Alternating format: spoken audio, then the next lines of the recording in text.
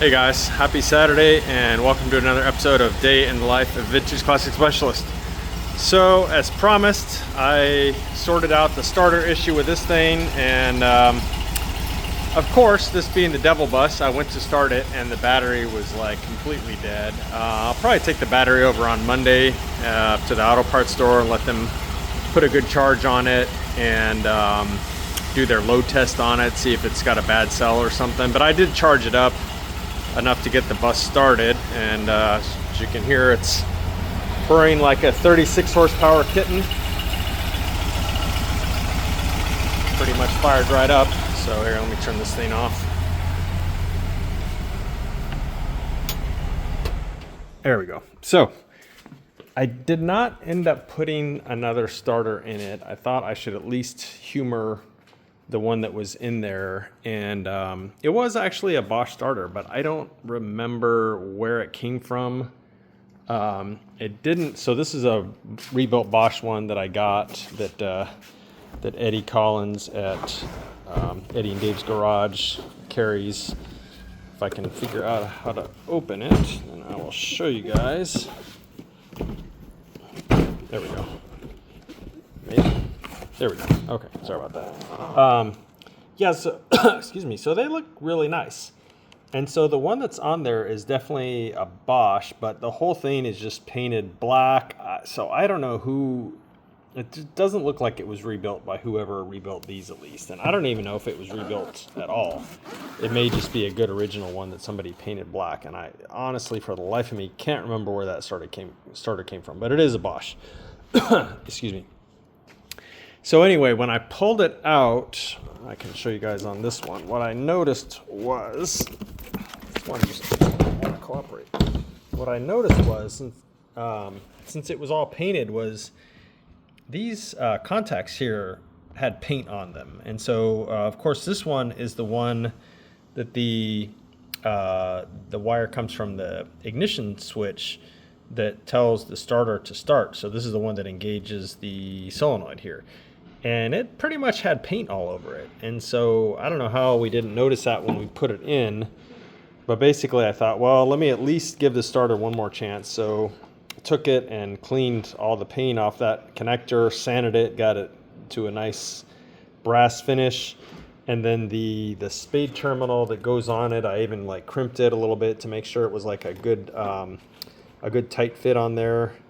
And so yeah, put it back in, and of course that battery was dead. Grabbed another battery and boom, fired right up. So I think it was just a bad connection. I don't know. We'll see if it continues to start.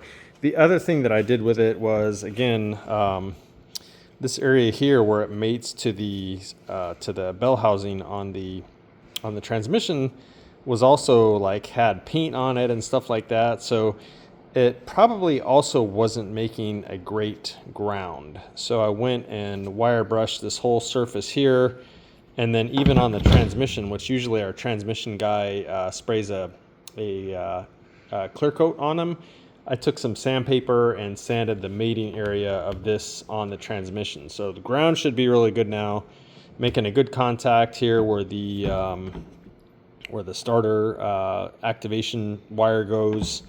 So yeah, thumbs up that, or fingers crossed that that's it. I guess we'll see. Like I said, the battery, I charged it for a long time and it still only went up to like 6.1 volts or so.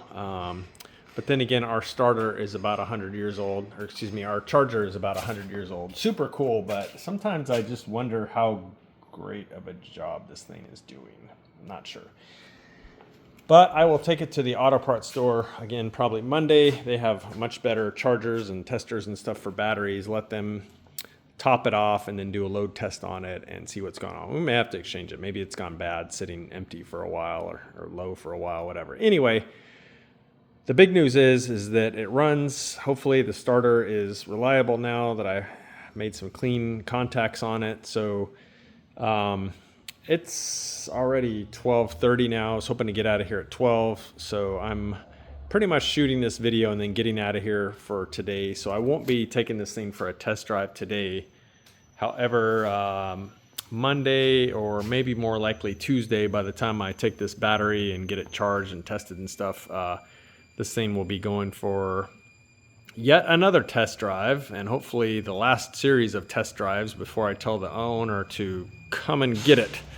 So yeah, that's the update on the Devil Bus.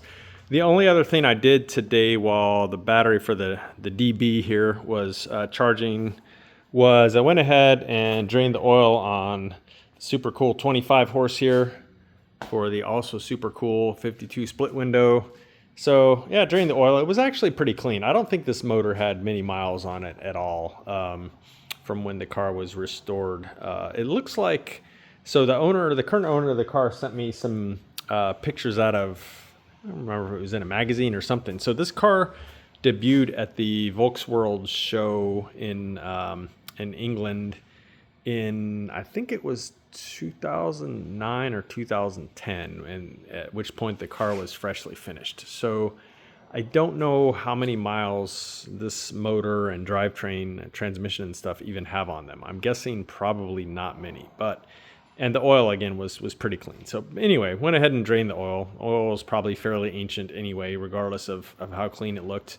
Went and adjusted the valves. Valves all looked pretty good. A few of them were out of adjustment by a thou or two. Nothing to get too concerned about, but got them all squared away now and put on new valve cover gaskets and started making a list of all the little things I need to finish this motor up and install it. The clamps that go on the exhaust for installing it, new exhaust gaskets, just a bunch of stuff like that to finish this motor up and install it. I do still need to hunt down the K manifold for it that I've been talking a lot about, so we'll see about that. Probably better to put that on with the motor outside the car so I don't have to like remove the generator and fan housing and stuff. We can do all that with the motor in the car, but it's just better as far as like not scratching stuff to have the motor fully assembled out of the car and then pop it in there. So unlike a huge motor, which you pretty much have to put in and take out as a long block, the stock ones basically go in intact. So we'll see. So I'll probably finish putting the motor together here, and then I'll probably even go ahead and run it on the test stand that I'm finishing off, and then and only then it'll go in the car. So that would be it for today, everyone. So hope you guys are having a good weekend, and we'll see you again Monday. Thanks for watching. Bye.